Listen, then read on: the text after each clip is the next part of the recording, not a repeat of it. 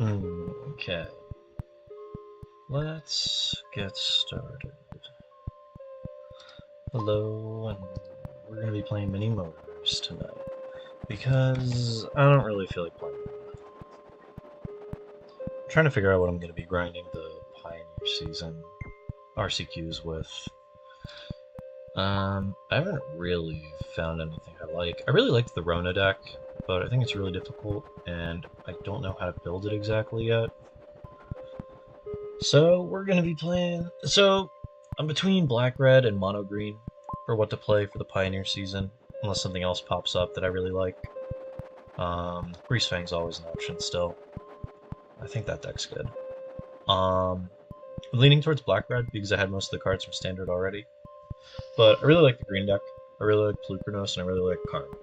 So, and I have Secret Lair, Elvish Mystics that I want to use. So I might end up playing green. I might just build both. I don't think I'm too many cards off of green. Specifically, I'm missing Nykthos and Cavalier for the big pieces, which is a bummer, but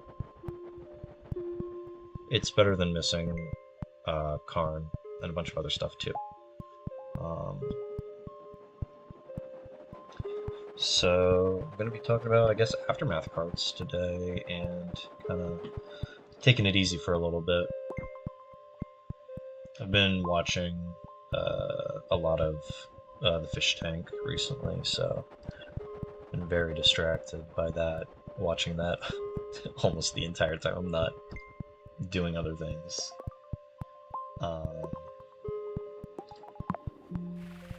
Let's get started on the Motorways game first.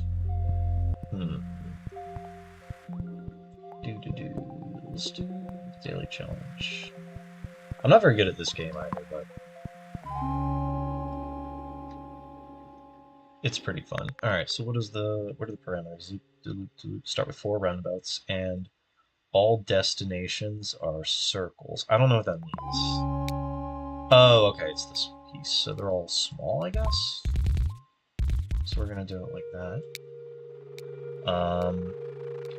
I wish Mythic Spoiler would put the new cards, the new high-resolution images on the site.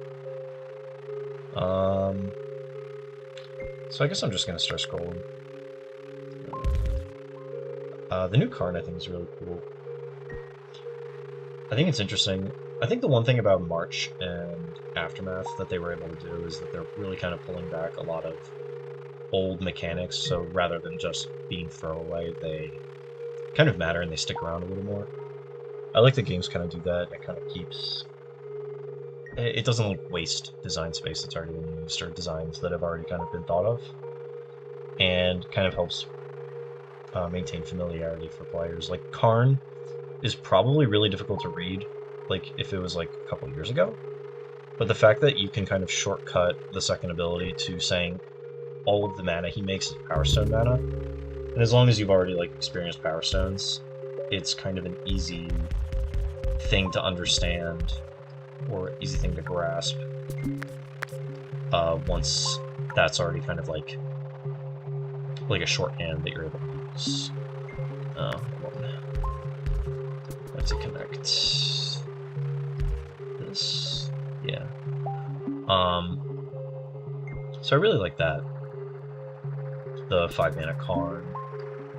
Just go over 5 mana. Power and toughness equal to the greatest mana value among artifacts you control. At the beginning of your upkeep, add a colorless for each artifact you control, and it's a Power Stone mana, so it can't be spent to cast non-artifacts, and until the end of turn you don't lose the mana as steps and phases end. So it's pretty cool. Where are my roundabouts? Okay, hold on. I don't know if that's going to be better. What else? And I really like Obnixilis. I think it's cool that they have a 4 mana Corvold, basically. Oh, I could probably clean this up here. I want to try the lights. Like, Obnixilis to me seems kind of like a Corvold, except you don't have to commit the 3rd color to the sacrifice decks now. The new Obnixilis is Obnixilis Captive Kingpin. 2 black-red for a 4/3 flying trample, and whenever one or more opponents would each lose exactly 1 life, put a +1 counter on Obnixilis and exile the top card of your library until your next end step. You can play it. Um, I think this card is really good. There's a lot of just sources of 1 damage that are playable, I think, in the black-red deck, like Mayhem Devil, Cauldron Familiar. I really like the new black-red battle. I think that card's a little underrated. Dreadbore that can't target is a little medium, but I think the black-red deck will be able to transform it pretty well. 1 ping from a Mayhem Devil and 3 damage from a Blood Tithe Harvester can transform the battle, which is pretty good.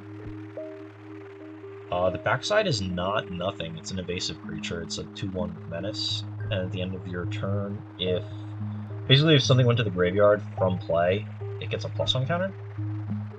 So just the fact that you can, like, the sacrifice deck is pretty good at grinding. So if you ever get to a point where you just like need additional bodies, or maybe the deck just wants to do that already and it just wants to grind. I haven't played a ton of it, so I don't even know the like efficacy of the card in the deck, but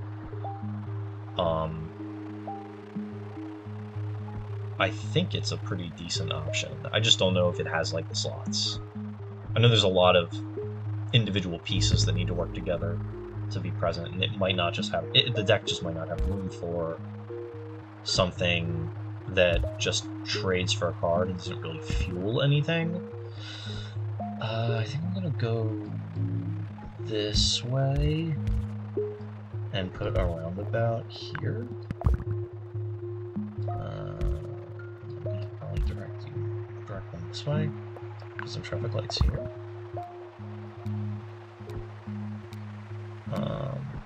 Okay. So I really like the Obnixilis card. I just want some more road. Yeah, I really like the Obnixilis card. I really like the Karn. I don't know if the Karn's any good. I just think it's very cool. They were able to do some callbacks. There's some other stuff that's kind of good. The Gold Forged Thoptrix. It is an artifact creature. It's white and blue. That card seems good. It's a 1/3 flying lifelink. Each legendary permanent you control has ward 2. It's a Dinosaur Thopter artifact creature, if I hadn't mentioned that. I have no idea if that card's going to be good, but like all the text on it is very good. Being a 1/3 is not insignificant. If you can ever connive with it in standard Esper Legends, then it automatically gets out of cut down range. It's an artifact creature, so it can't be go for the throated.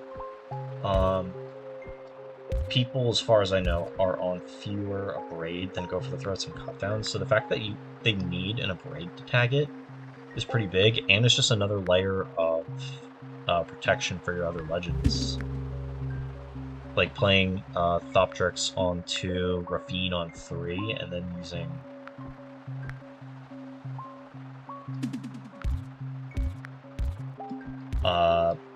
sorry, my phone went off. People are tweeting.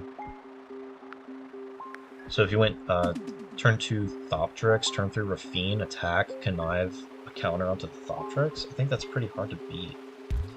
Since the first cutdown is typically going to be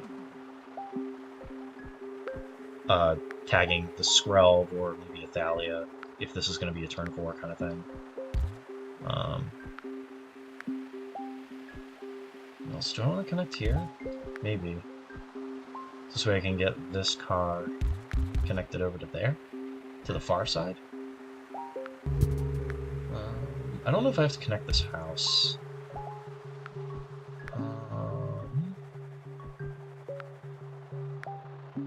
These ones might be going over there. Maybe I can push this one down here. I'm glad I took the extra road tiles. Okay. Connect here. I think I want another. Ooh, motorway. Motorways are busted.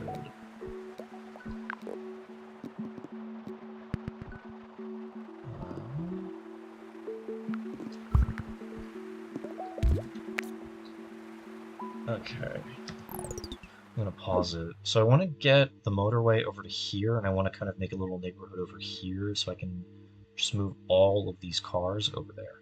So I think I can pull this one off. And this one, um, over here, and then use a motorway like that. That doesn't look bad. And this is already a double lot, so I could always just push this over to here, but I think I want to conserve some of my road tiles rather than commit them.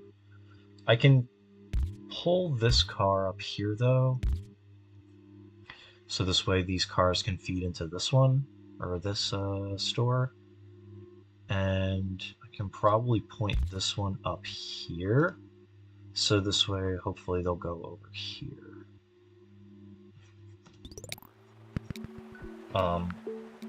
Yeah, as relevant as Standard is right now, the Gold Forge, Thoptrix, and Rafine stuff. I still think Esper Legends might be playable in Pioneer, so I'm unsure how that fits into the equation, because right now the build I have for Pioneer is no non-Legends, but the Thoptrix might just be good enough to protect your best cards like Shieldred and a Rafine, and Thalia, all extremely good. Especially to protect, like, imagine trying to kill a Thalia when it has Ward 2, but also all the non-creature spells cost 1 more. And you might have to work through a Skrell. It just seems very difficult to beat. 1-3 is also just a decent body. Maybe not so much in Pioneer, because so many other things are larger.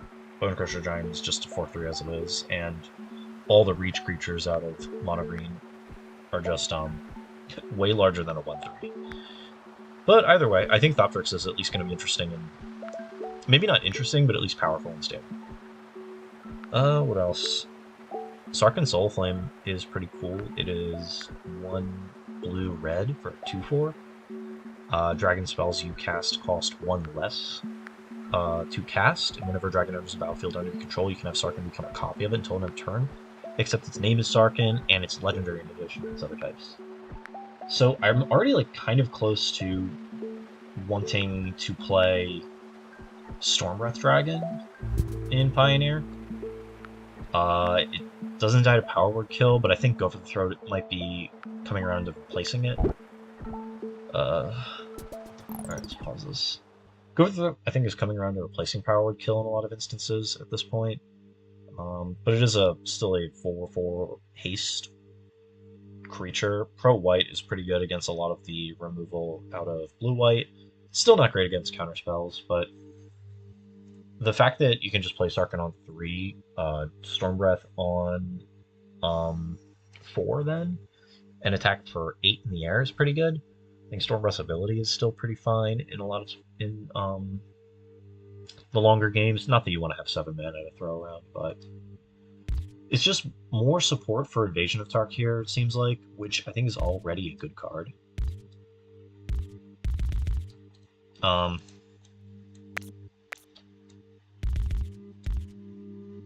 So I'm not certain if we have enough for a dragon deck yet, but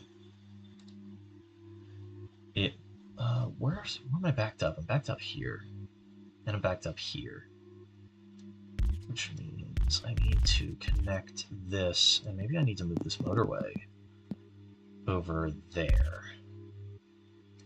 and pull you down here. Yeah, that's probably fine.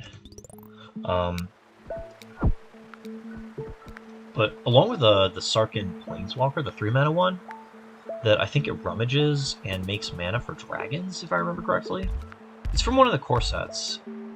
It very briefly was just showing up in like Moonstompy decks.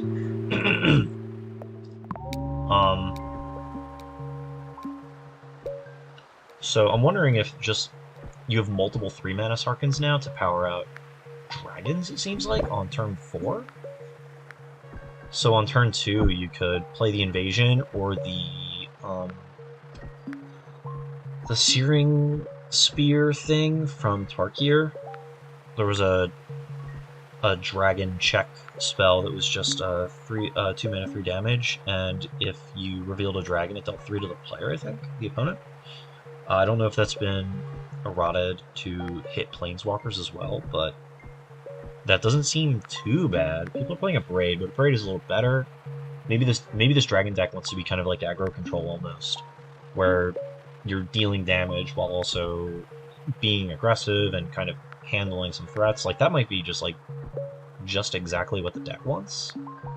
And the backside of Invasion of Tarkir is still very good. Um, so I think that card might be pretty decent, to be entirely honest. There's just so many ways to generate extra mana effectively on turn 4 now, and just with dragons in general. Alright, so I'm just gonna pull across. Oh, no, I can't draw a straight line. There we go, good enough. I like the new Nissa as well. I'm thinking that with the way the new Nissa works, it's Nissa Resurgent Animist, 3 mana, for a 3/3, has landfall. Whenever oh no, I don't have enough road. Whenever a land enters the battlefield under your control, make a mana, and if it's the second time this ability is resolved this turn, you reveal cards from the top of your library until you find an elemental or an elf put in your hand. So she's always a Lotus Cobra, and the second time, she just reveals until she finds. I don't know how to shorthand that effect of just reveal until you find something.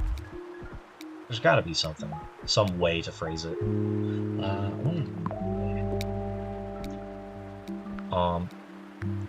So the one thing I liked about this card was just generally I think it's good because it automatically will just be drawing cards with fetch lands.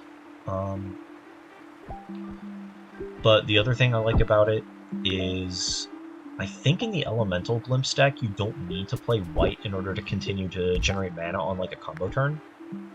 Because before you needed Omnath, Locus of the 4 mana one, 4 color one, to keep making mana on the combo turn with your multiple lands entering at the same time, triggering landfall when you have multiple Omnaths. If you had 2 lands, you just make 8 mana, despite the fact that the Omnaths would legend roll themselves. But I think Nissa might be able to replace that in a sense, in that she also draws cards, also makes mana. She won't stabilize you as well as Omnath did, but she commits you to fewer colors now. So in order to generate mana, you can just stay in red, blue, green. You don't necessarily need the white to keep going, and you can just use, I think it was Xenolon did well in one of the modern challenges like a week or so ago with the red-green Omnath as a way to continue to draw cards and put elementals into play, and maybe even kill if you can hit them all at once, because it has a trigger to deal 3 damage to a target if an elemental dies. So they could just legend roll themselves and shoot someone for like 3, 9, or I think 27 if you hit all of them. But also,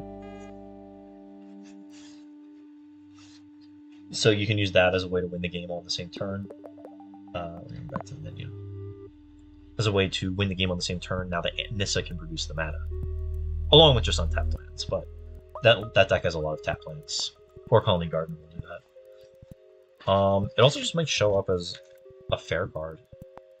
Finding just an elemental every fetch land seems very good if your goal is to just repeatedly evoke or just cast your Solitudes and Furies.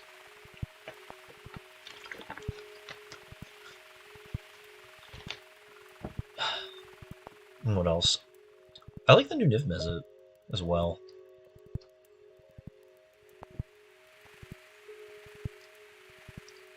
Let me see. I moved my tab. There we go. Niv Mizzet Supreme. It's all 5 colors, 5 mana, flying, hexproof for monocolored. Each instant sorcery in your graveyard that's exactly 2 colors has Jumpstart. I just really like what they've done with the Guild Pack Niv Mizzet designs, where it just incentivizes.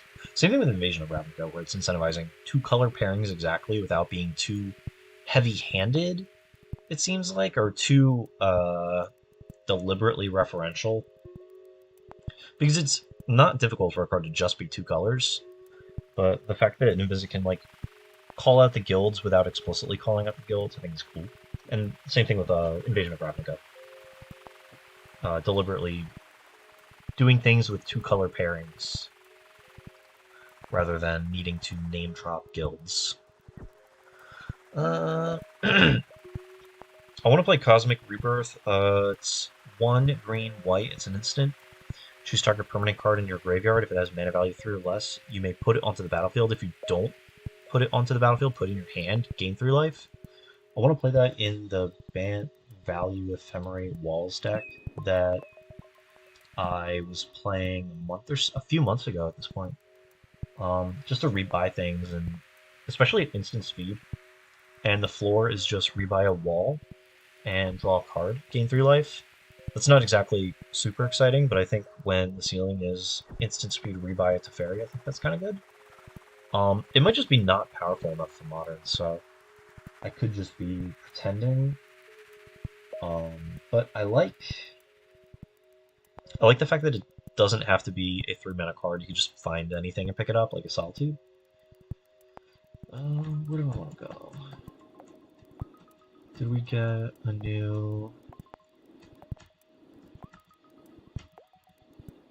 Ooh, we can go to Bussin'. But yeah, I'm unsure if it's any good. What do I have? Oh, I have 2 bridges, okay. So we can do a bridge over here.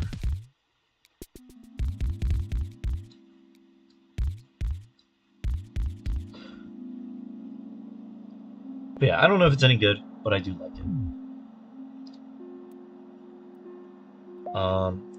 Unsure about something like Urborg Scavengers, 3 mana, 2/2, enters the battlefield or attacks, exile target card from a graveyard, put a 1/1 counter on it, and it has flying as long as a card exiled with it has flying. Same is true for First Strike, Double Strike, Death Touch, Haste, Hexproof, Indestructible, Lifelink, Menace, Reach, Trample, Vigilance. The one thing I was thinking about was that it counts... I think it would count vehicles, so Sky Sovereign would give it flying, I think, and Darksteel Citadel would give it indestructible. I don't know if that's good, and I don't know if that even works the way I want it to. I'm inclined to think it does, because it doesn't... The Urborg Scavengers doesn't explicitly call out creature cards, it just says it has to have it. Which, what other weird things have lifelink? Equipment wouldn't, because it grants it. It grants those abilities, rather than having it inherently. So it might just be random artifacts or vehicles is the big one. But yeah, that's all I have to say about Scavengers. I'm not sure if it's good, but it's definitely a cool card. I don't think it replaces Soulflare in any of the decks that play it, though. Because I had someone suggest that to me, was that you played alongside Soulflare, and I don't think there's the room, and I don't think the Soulflare decks necessarily want more Soulflares. I think they just want more stuff to delve with, because they're Neoform decks. So, unsure on that. The Convoke Madness Vampire I think is pretty good. The fact that vampires have a Lord now, because I don't think they had one before, because Stormkirk Captain was original. It was Dark Ascension. It's original Innistrad block, so it's not legal. Oh no. I'm out of road. I need bridges.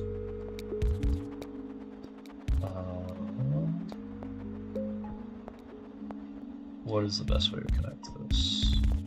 Probably not what I do. So yeah, the fact that they have a Vampire Lord now, who also has innate lifelink, Convoke, and Madness. Both the mana cost, and the Madness are 2 black. For a 2/2 lifelink, other vampires you control get +1/+1.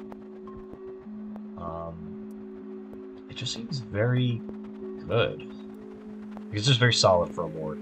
I don't know what in Pioneer, because this is specifically going to be a Pioneer card, I think, enables Madness. Besides some of like the low-hanging stuff like Liliana the Veil or Graveyard Trespasser, things that your opponent has to do. Because I don't think the Vampire deck in Pioneer is going to want... Oh, of course, Blood Tokens. Blood Tokens enable Madness. So that's an easy one. So yeah, maybe this just incentivizes like a black-red aggressive Vampire deck. with Voldaren Epicure and Bloodtide Harvester and stuff. Just good cards on their own that generate stuff, and then you can use the blood token to enable to turn on Madness, convoke with your cheap vampires like Epicure and Knight of the Ebon Legion, which are like good cards on their own. So it's not like you're being forced to play like anything terrible. So yeah, this card will probably show up. It's weird that some of these cards are also just uncommons when they're actually pretty good. Or I would expect them to be rares in other sets, but the set is strange. It's like 50 cards. Like 10 mythics, 15 rares, 25 uncommons or something. Anyway.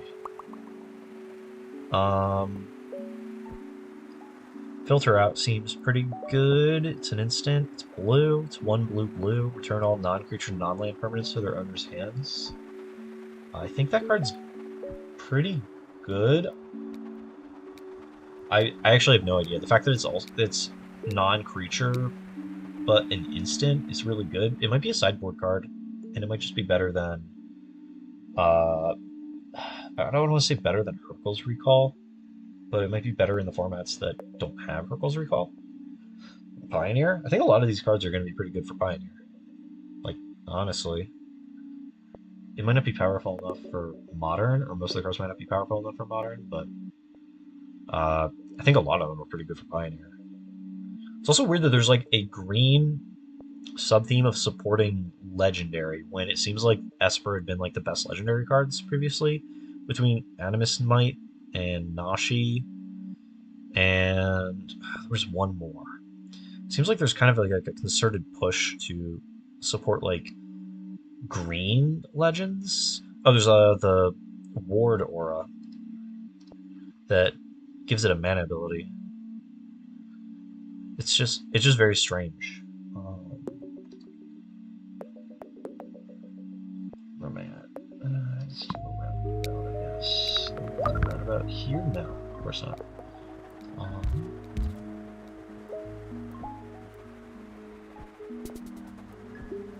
But yeah, I guess I don't have too much to say about Aftermath. I think it's cool. I really like these epilogue sets or mini sets. I play Hearthstone from time to time. I've been playing that for a really long time, and ever since they started doing the mini set thing, I really liked that. I really liked that they've been doing mini sets consistently now before they kind of dropped them for a period of time. Then they must have made the decision to start them up because they were just... It must be worth the time to develop for how much they get out of it, considering I think the Hearthstone mini sets are only 30-something cards, but their expansions are only like 100-something cards. So I just like it. It's very easy. It's just very digestible. Looking at all the new stuff, it's very fun. Also, the cards can be a little more exciting individually because you don't have to stretch certain mechanics and kind of make a draft format around it where the mechanics are supported. I don't know if this is the best way to do this.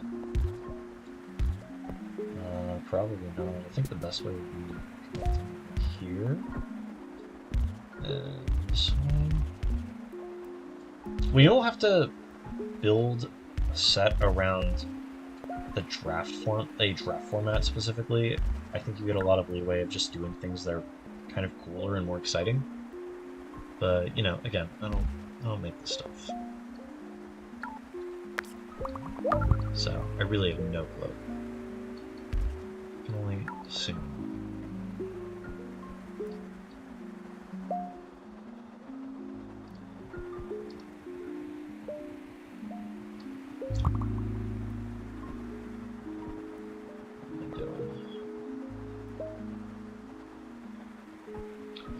But yeah, I think there's definitely cards that are going to show up in other sets, or not other sets, other formats.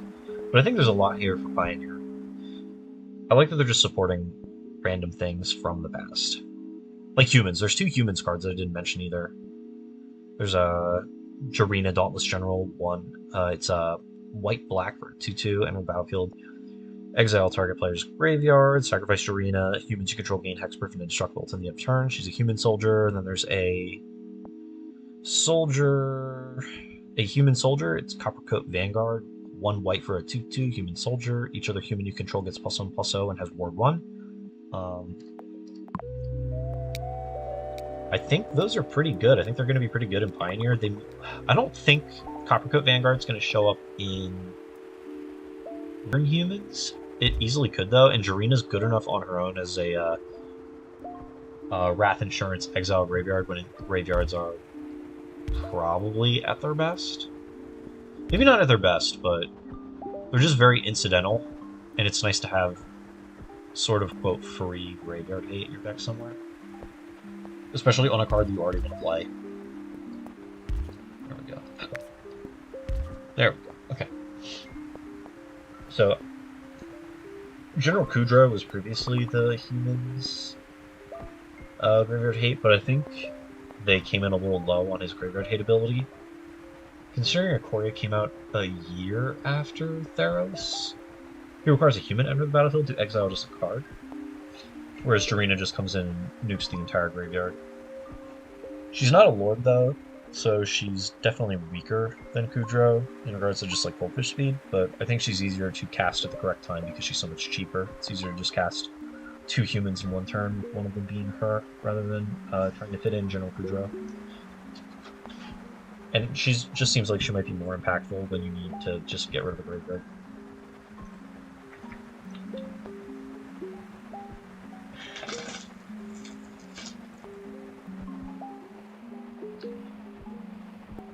I'm trying to look at this set, I just don't have too much to say about it, really.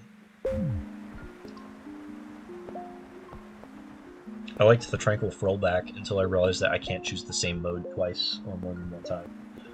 That's a modal dinosaur. It's 3 mana for 3/3, 2 green.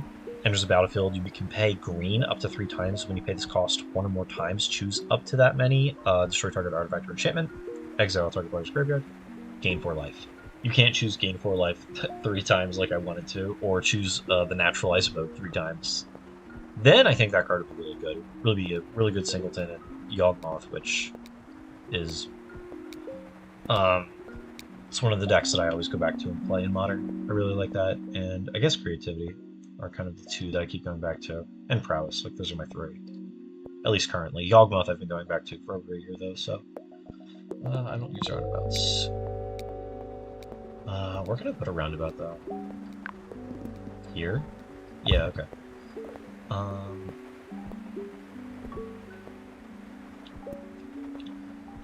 It's getting a little crowded over... This needs a little... No, it's fine, okay. It kind of equalized. Otherwise, I was going to say I can try to make a motorway right from this neighborhood over to here. So now I gotta get these cars over here in the best way possible, which might involve just going across this way and just kind of making my own motorway. It's probably going to interfere with this though. Oh, but I haven't really done anything with these neighborhoods, these houses, so it won't congest too badly over here. Do that. I don't really want to attach all these because there's no build up yet of people who need to get from the buildings.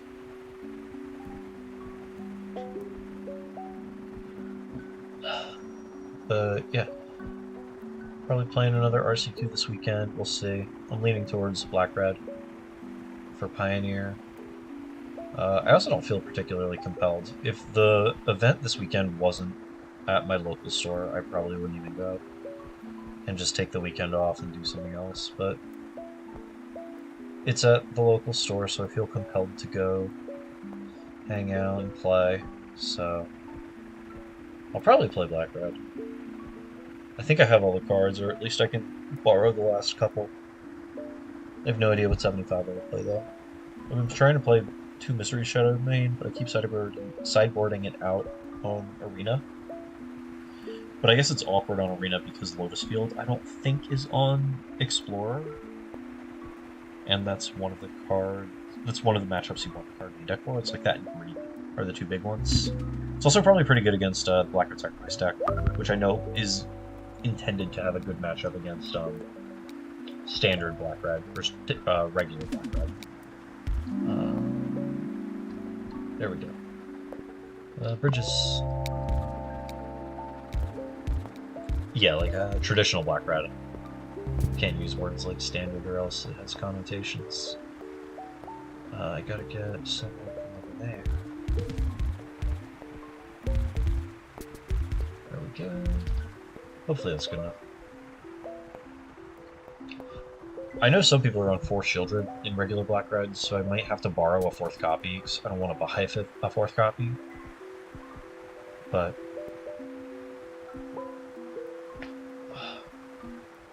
still have to figure it out.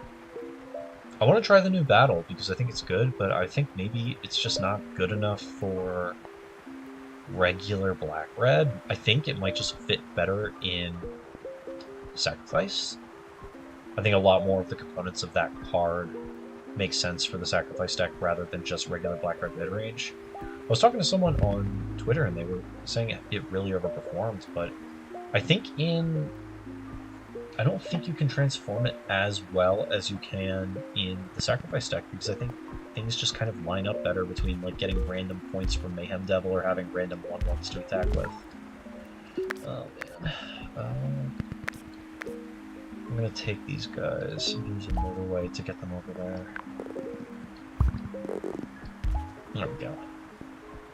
So, I think I'm gonna have to wait to play the battle until I'm an Asgol caster. Also, just being sorcery speed might be considerably worse than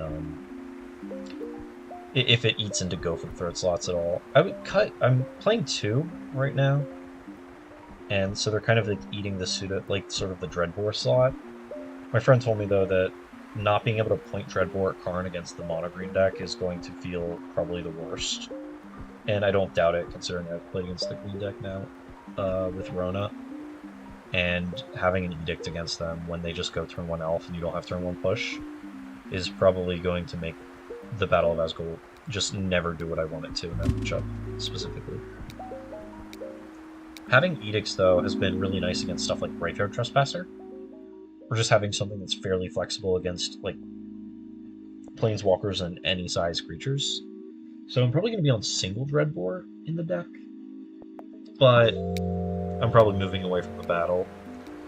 I can put the battle on the back burner until Ob Nixilis comes out, because I think he's fairly good there. Alright, I gotta slow down, I gotta go there. So I do have another motorway. So I can just kind of take from here. Whoop. And dump them there. Just connect you there and hope that you make your way over here. Yeah, it's not like a far drive.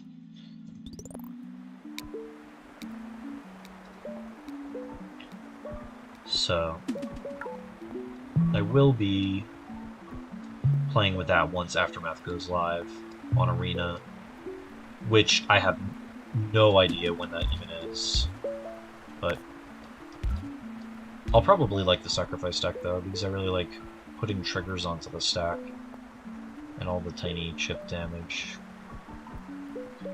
I used to play the Jund deck in Explorer, I think, or Historic, or whatever the old format was.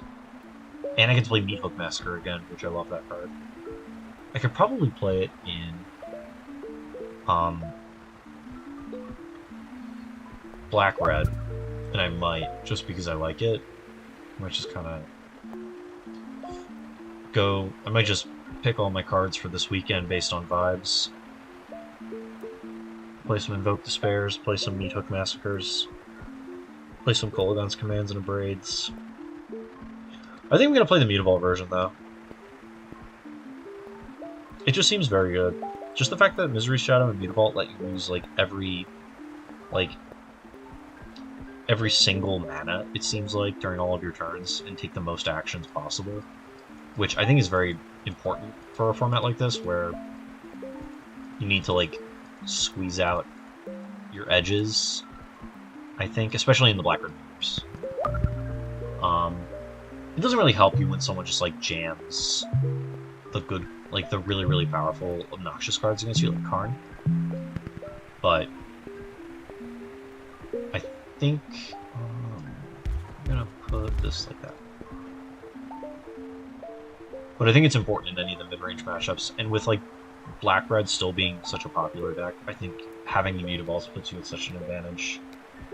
I found when I was playing Rona that answering Manlands was very difficult, and the fact that you can cast a spell and use a Mutaball in the same turn I found to be very, very much a problem.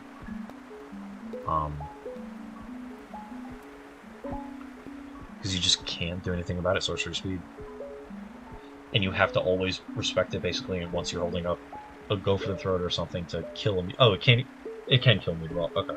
I'm thinking Power Word Kill. Power Word Kill cannot kill Mutavault. You just get to choose to not activate it and waste their mana.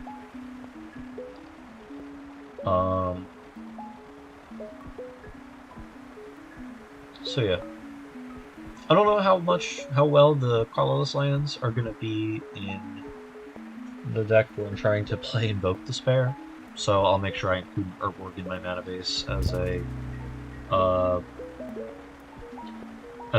way to pretend that my mana is not terrible to cast Invoke Despair. There we go. How do I get more pink cards over here? Should I just... no. I was gonna say I can connect from here to there. I can... do this. And point... I need more pink cars just over here. Pink houses over here. So I can direct them onto the motorway over here. Maybe I can move the motorway entrance over here and extend this road a bit. Like so. There we go. And then I can extend this. Well, this doesn't look like a mess.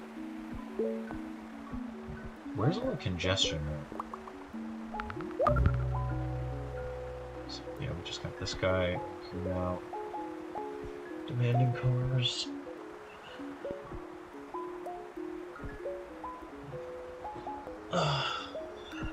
Got a headache. Still 4 bridges, so I think I'm gonna take the roundabout. So yeah, that's kind of where I'm at for Pioneer. I was just gonna go max on the big threats. The one thing I'm kind of between right now is Kroxa. I don't know how good it is in the multiple Mutavault deck at this point. I've been looking for an excuse to use my Kaldheim frame Secret Lair Kroxas though for probably the better part of a year. Or over a year at this point, because I got them right before Loris got banned. So I would like to play one, but I would also like to not lose the game, because I can't escape or cast Kroxa. So he might not make the final cut. It might just be 4 Shieldred. Kroxa's really good, but I think there's a lot of ways to just have counterplay against a Kroxa now. I've seen my opponents play them multiple times, and it demands an answer pretty soon, pretty early, or at some point in the game. But I really just think the Black-Red deck, especially if I'm going to be playing Mirror all the time, just has so many ways to answer a Kroxa in the graveyard now, between like Graveyard Trespasser, Hive of the Eye Tyrant. I think I have Hearses in my sideboard. And Go Blank. Yeah, I think there's just so many ways to do something about Kroxa that he might not be as powerful. Especially if you go turn 2 Misery Shadow into them attempting to hardcast, or not hardcast, but cast from their hand a Kroxa. They're obviously not going to cast the Kroxa into it, but if you just play the Misery Shadow, like, it just locks out their planned turn 2.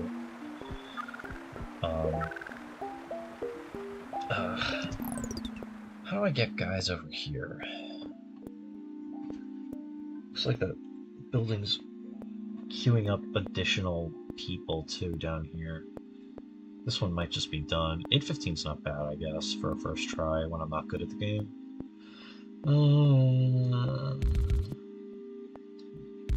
Yeah, my head's killing me.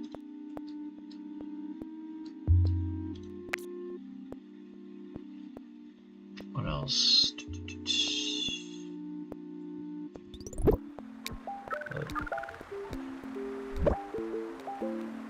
I just take it easy tonight after this.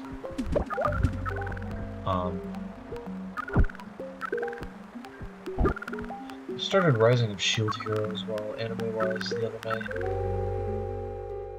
I like it so far. I've just been watching other things so much that I have not had a ton of extra time to watch that. Just watching the Fish Tank all the time and catching up on that, because if I look away for half a second, I feel like I miss a ton of stuff. But where's an easy one? I'll do an easy one. Come on, Tokyo again.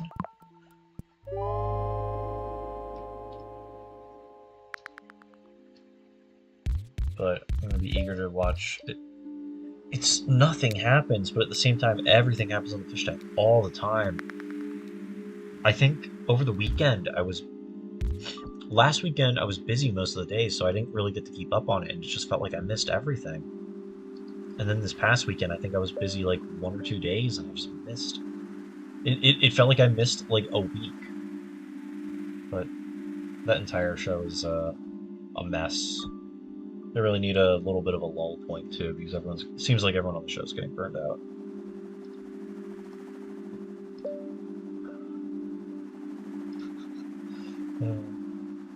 But I'm trying to see if there's anything else going on. So I play a lot of Yawgmoth in Modern, and someone, I think it was someone on MTGO tried Polukranos Reborn in the sideboard. So, and I really liked the idea of that. I hadn't considered it at all. I think I just saw triple green in the casting cost, and automatically filtered it just into Devotion for Pioneer. But it does seem pretty playable in Yawgmoth actually, which is extremely cool. GGG for a 4/5 with Reach. And it has 6 Phyrexian White transform as a sorcery to become basically a Wormcoil engine on the back, where it has Reach, Lifelink, and when a non-token Hydra dies, you make 2 3/3s, one with Reach, one with Lifelink. And that seems potentially very good. It's just like more stuff to do with your mana, because you make so much mana in the deck. And just a 3-mana 4/5 is not small.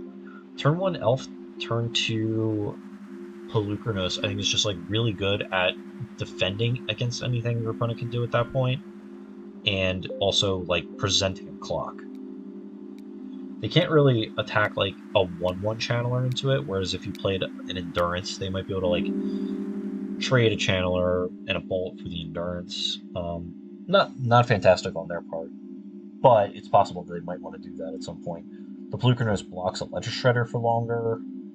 Like, the Shredder has to get to a 3/5 before it can attack through. Which is a lot more than getting to a 2/4. I think we can do that.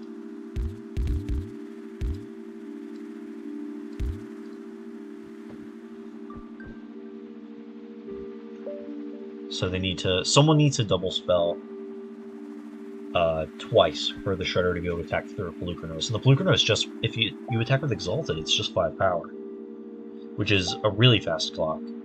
If you ever manage to flip it as well, like, that is extremely difficult to kill. And it just rewards you if it gets killed. So I think that might be good in some of the red matchups, if you ever get to flip it. Like, also, the fact that it has lifelink is just also very good for the deck, considering you don't have a ton of great ways to gain life. So having just another source of life gain, just kind of in that can come in the matchups where typically your life total can be pressured really quickly, I think might end up being pretty good. I'm excited to try it out. So I'm ordering some tokens for it tonight because I like to have my tokens. But that was very interesting. I think at some point our 3-drop slot is becoming too glutted with just playable cards. Like at this point now it's competing with Grist and Endurance for the same slots. They serve kind of different purposes, and it's gonna be nice to have like a pretty sizable 3-mana threat that you can play kind of proactively rather than reactively, because wasting Endurance's not it or mistiming Endurance's graveyard shuffle is kind of not fantastic. And it feels very wasteful when you do it for a card, since Endurance is just such an important card in these matchups. Being able to just proactively establish a large clock without feeling like you're blowing any sort of resources by mistiming it, I think is going to be pretty important. And Grist also is not always the best if on every board, because sometimes you just can't protect it, and it's just going to make a 1/1 and die, which is a little less than optimal, I would say. Not anything against Grist, but I think Pelucranos is going to potentially occupy a very unique slot.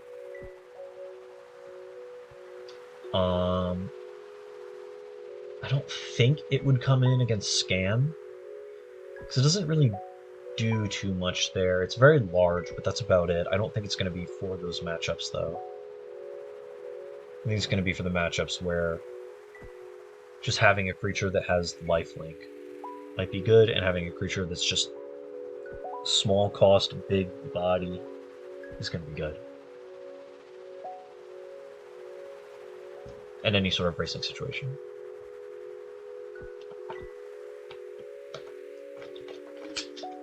I also want to cast Pylon more times. I only got to cast it once, the one night I played Yawgmoth post March of Machines. So I definitely need to get some more of that in. I did cast it though, and it was pretty good. I put a non-Yawgmoth card in the graveyard, and I put a Yawgmoth on top, after I played 4 creatures and used them all to Convoke. The only thing we need now is basically a new / better Blood Artist effect. And I think Yawgmoth is going to be like very, very good, and you're going to have very minimal bad cards in the deck. Not that Blood Artist is a bad card, but it just feels a little underpowered. Not even a little, it just feels very underpowered for Modern on its own, and I would like one that's better kind of standalone. Blood Artist is just such a liability to expose on an empty board or like a disadvantaged board, and I would like more copies in the deck because I think the effect is very powerful. So we just need kind of a slightly more push Blood Artist that isn't Zulaport Cutthroat. Something with just a little more text. So this way we can justify kind of playing multiple copies, because right now the single Blood Artist is extremely valuable. I'm just very pleased that Drolf's Messenger finally is in basically 0 lists that I see. Because that card is not good. That card is not good enough for Modern anymore, I don't think. Not even because it's bad, it's just because it's just outpowered, I think. And entering tapped is a massive liability. All the green undying creatures can at least undie and come back untapped for Convoking with Chord. Drolf just does not do that. Does not do that at all. Always enters tapped. He's nice to have reach. He's another one that's just exposing him was a massive liability. And I don't even know if he's that great in the mid-range game plan anymore. Just enters tapped, can't block. You're just always on the back foot when you play him, it seems like. Unless the board is completely 100% empty. But also just, he's impossible to cast. I've been saying for months and months and months now that black, black, black is just drawing Drolf's Messenger is basically drawing nothing. He's just so hard to cast in a deck that's essentially mono green and just wants to max out its forests sometimes, or max out like green sources. Because casting a Yawgmoth isn't that hard. You need basically one Twilight Mire, or a Dork and an Overgrown Tomb, and you can just hard cast a Yawgmoth. And you can always tutor a Yawgmoth almost, because there's 4 in the deck as opposed to 1 messenger. Like, you draw the messenger and it's just gone. Drawing a Yawgmoth and not being able to cast it isn't always the end of the world, because you can still Eldritch Evolution or Chord out a Yawgmoth, so you're not completely locked out. But the messenger is just, it's stranded in your hand, actually. Like, actually stranded.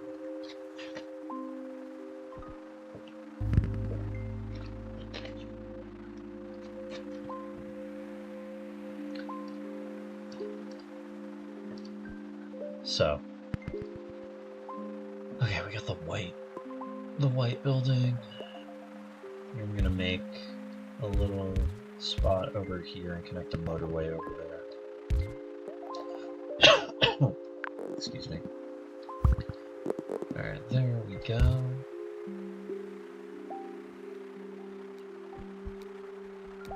But yeah, seeing Draw's Messenger finally completely make its way out of the list is very reassuring to me that I've been making the correct decision the entire time by not playing it. Where do I put this? You? No. I wish I could just... I have no idea where the proper place to put roundabouts is in this game. Maybe I'll just put it there. I don't have to use it now, but I kind of want to. Otherwise I'll forget about it.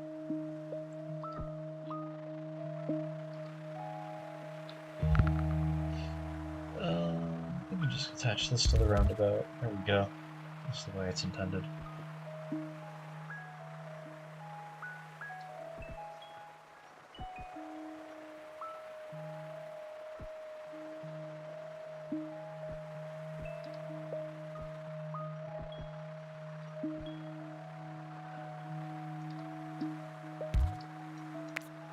What else is happening? Really need to get back to working on my own project. I figured out the other day, I think what I want to do with terrain tiles for the game I'm working on, the board game.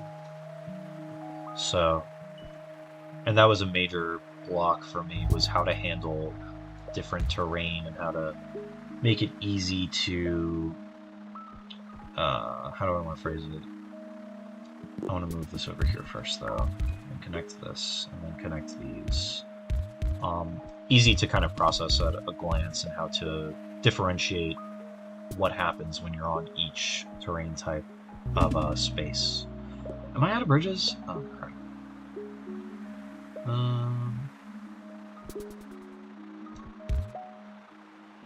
So, I've got 29 word tiles, so I can connect. How am I out of words? Okay. I'm gonna connect. Oh shoot! Come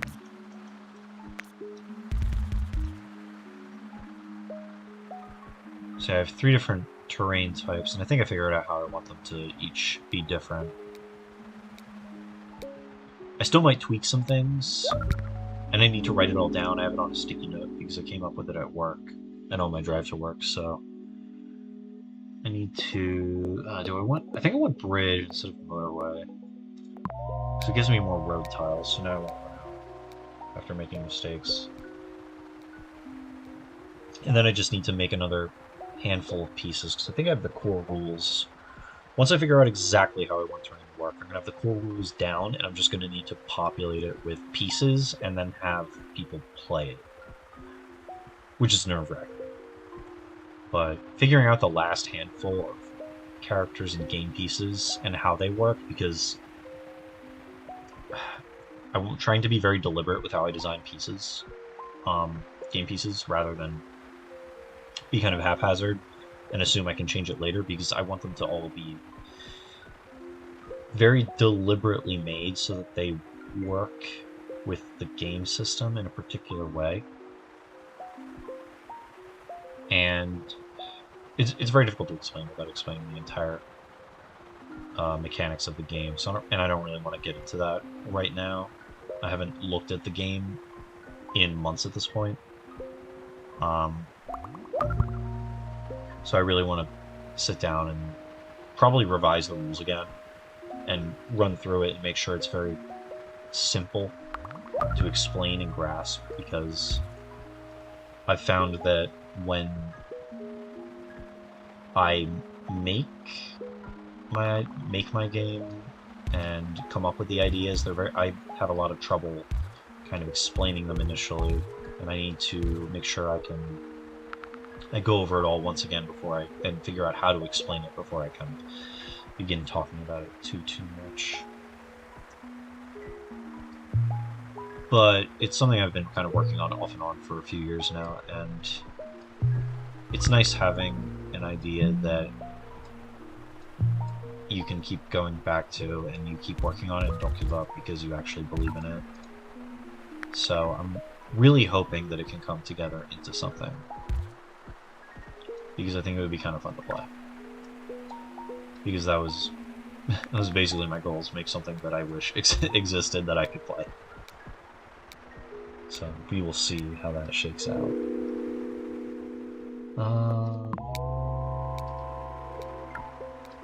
Because for a while I was working on a tabletop game as well. Like, I took a break back in January, because figuring out how the terrain was going to work I just didn't really know where to go with it, and so over time, like, when I hit these kind of like blocks, I just put it down for a little bit and come back eventually. So this time I was trying to do a tabletop game, and I think I have like a pretty cool system, but I just like can't. I think I'm missing a little bit of depth to it, and I also need to revise the rules a bit, but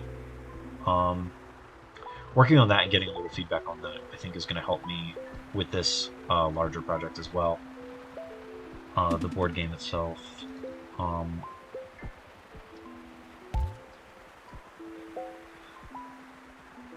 Because writing the tabletop rules, I think, was a little easier than writing like the board game rules, and figuring out the system for the tabletop was a little easier than figuring out like a lot of the stuff for the board game.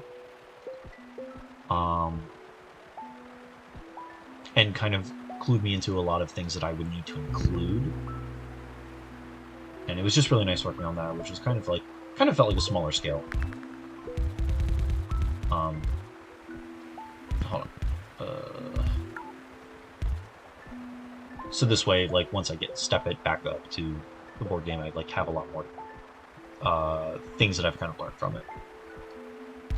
I feel like I'm talking in circles a little bit, being vague unintentionally. Cut this out and just put this like this.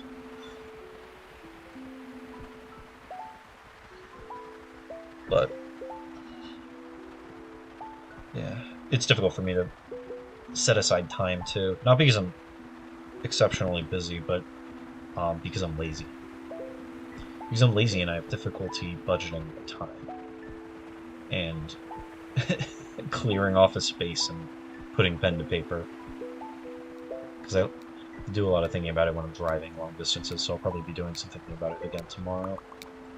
I'm only working a half day, so this way I can go see a friend who invited me to their final beer tasting thing. And I'm trying to be better about when people go out of their way to invite me places and involve me, to actually make the effort to show up if they went out of their way to involve me. I've been bad about that before, so I'm trying to make more of an effort and not say no to things or that I'm too busy, because I've done that before. So,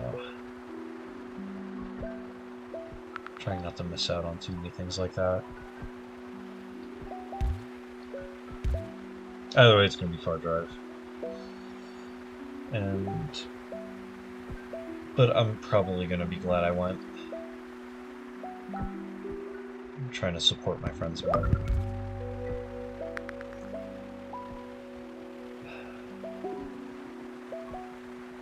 Why are they all blocked? Why are they all over here?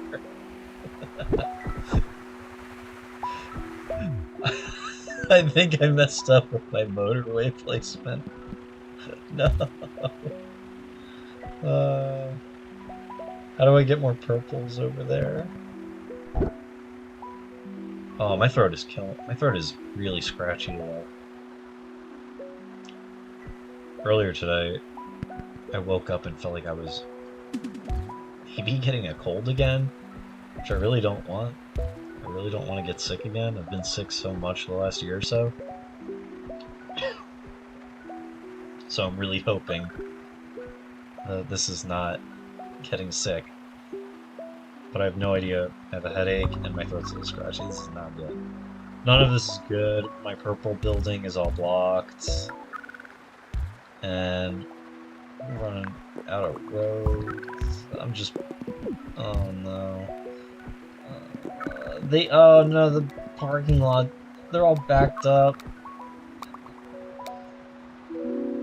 I guess I'll take traffic lights.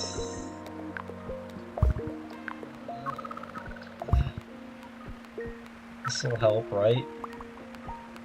This'll help. This'll make it better. Okay.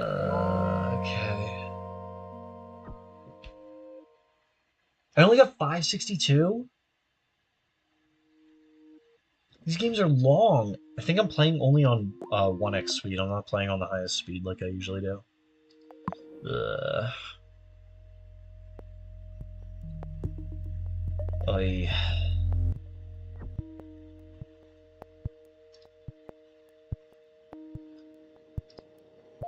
So, yeah, that's my, okay, so that's my thoughts on Aftermath and the traffic of Tokyo and whatever this city is, Busan.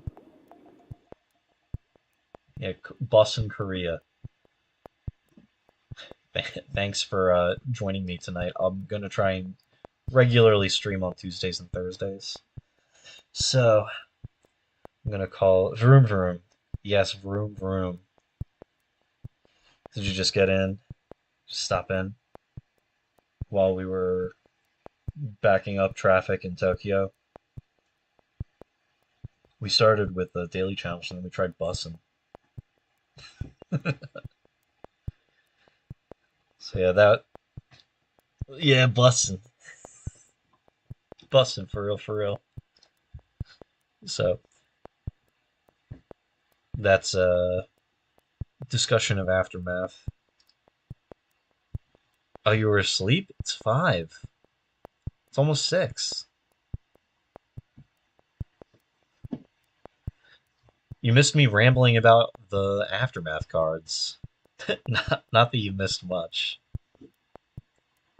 Oh, the one thing I forgot to mention about the new Ob Nixilis is that he's a standard legal 2-card combo with the enchantment from Phyrexia, all will be 1. The namesake card of the set, all will be 1. Whenever a counter is placed on a permanent you control, it deals that much damage to like a player or planeswalker. So if you put a counter on Ob Nixilis with the all will be 1 in play, you deal 1 damage to the opponent, which triggers all will be 1, which puts a counter on, I think, it shoots them, and then they take 1, and Ob Nixilis gets a counter from his own ability, and it just loops. You exile your deck and kill the opponent, which is cool. That is a standard legal 2-card combo on 2 cards that I don't think are terrible.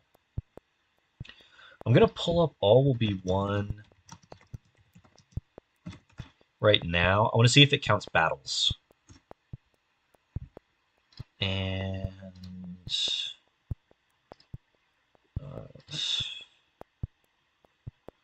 where is it?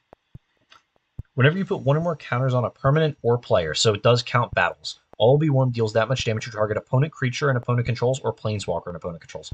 So when you play a battle and you have all will be 1, you edict them, deal them 1 damage, and then your all will be 1 triggers because you put 4 counters on the battle, and then you can shoot something for 4. What else does counters in standard, besides planeswalkers and stuff, that you can just play like the Ob Nixilis all will be 1 combo, and then you can also just include the black red battle, because the black red battle also triggers Ob Nixilis. and it triggers all will be one, so there's like backwards synergy there, so the all will be one's not just dead in your hand. Yeah, the Blackguard Sacrifice deck is really good. I was looking at my browser tab, reading all will be one. Yes, there's just going to be a 2-card combo at 4 mana, 5 mana. And what other synergies are there? There's Blood Tithe Harvester, obviously. There's Voldaren Epicure, which triggers Ob Nixilis. Are there any other things that put... all the red battles are actually good, and they all trigger all will be one. There's, I mean, the Tarkir Invasion again can trigger all will be one. I think that gets 5 counters. So you shoot... so if you play the Tarkir Invasion, after all will be one, you get the baseline ETB from Tarkir, shoot your opponent for 2, and then the all will be one triggers off of you putting 5 counters on your battle and shoot them for 5. So it's just 2 mana, 7 damage to the face. That's got to be good, right? Oh, I stepped on my cable and turned off my monitor.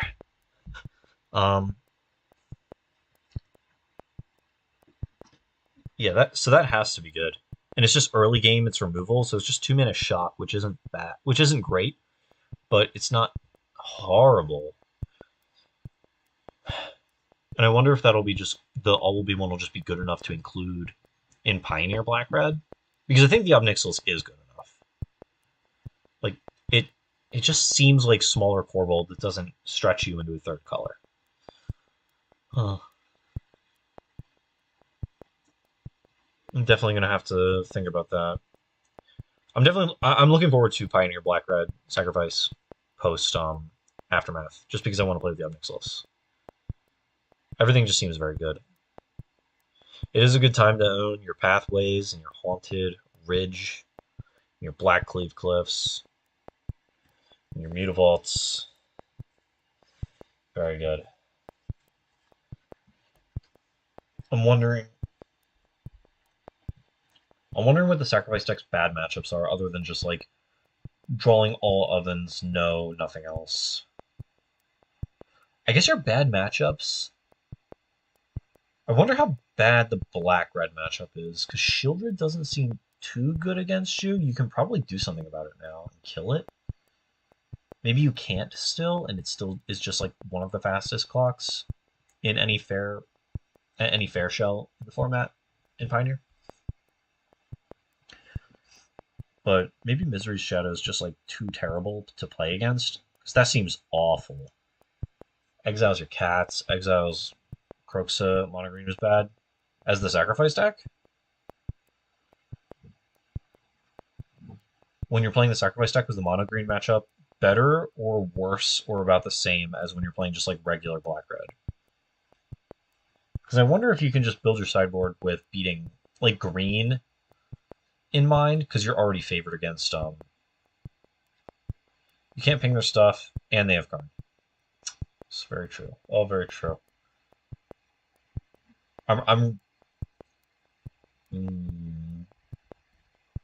Yeah, because Karn turns off all of your sacrificing things. I'm wondering if just Ob Nixilis all will be one as a 2-card combo in that deck can salvage some of your really, really bad matchups if you can slow the game down a little bit, and you can just go Ob Nixilis into all will be one and try and steal the game that way. Maybe all will be one is just a trap, and it's actually not great to have a sort of quote Splinter Twin in Ob Nixilis all will be one.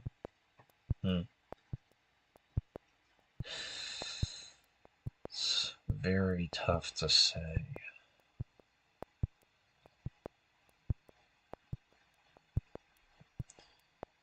I think the new card changes it. Yeah, I think the new Ob Nixilis is definitely potentially good. But he's only a flying trampler, so unless you can get him a little, like 2 counters larger, 3 counters larger, because he has to be able to beat a Cavalier. So you need to get 3 counters on him before you can start safely attacking. Because otherwise he can't attack through a Cavalier Thorns. If you get him to a 6/5, he can attack through Pelucranos. If you get him to an 8/7, he can attack through the backside of Pelucranos. And if you get him to a 7/5, a 7/6, he can attack through one Cavalier. I would need to look at the rest of the Sacrifice Shell and see what else you can do like earlier in the game to see if you can kind of try to do anything there. I know they have a handful of things right now, like the Pioneer version of Bone Shards, and they have it's like pay extra or sacrifice an artifact or sacrifice a creature to exile a creature planeswalker at 1 mana. And then I know there's a bunch of different active treasons that people have been trying. There's like Bloody Betrayal, and I think there's like a March of Machines one that, or an Phyrexia one that makes treasure or something. I'm trying to think of what else. I know they don't have a ton of flex slots, and their Claim the Firstborns might be kind of bad.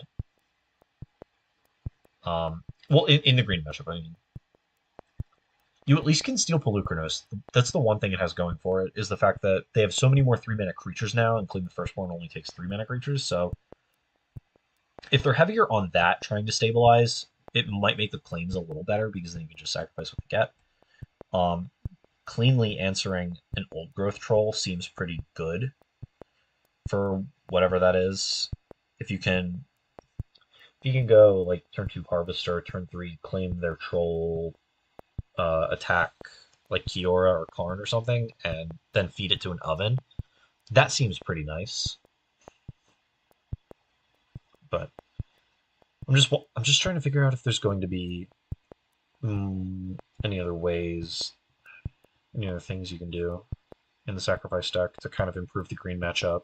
It might just be Ob Nixilis. Like I should really just play the deck now, pre-Ob Nixilis, to see what it's lacking. Like if it's not lacking like a 4-mana kind of like extremely grindy beater, or like grindy card advantage beating creature, like Ob Nixilis might not fix anything. But if that is kind of what it lacks, where it lacks just actually something at the 4-mana power range, that maybe then maybe like this will actually change the deck in a meaningful way.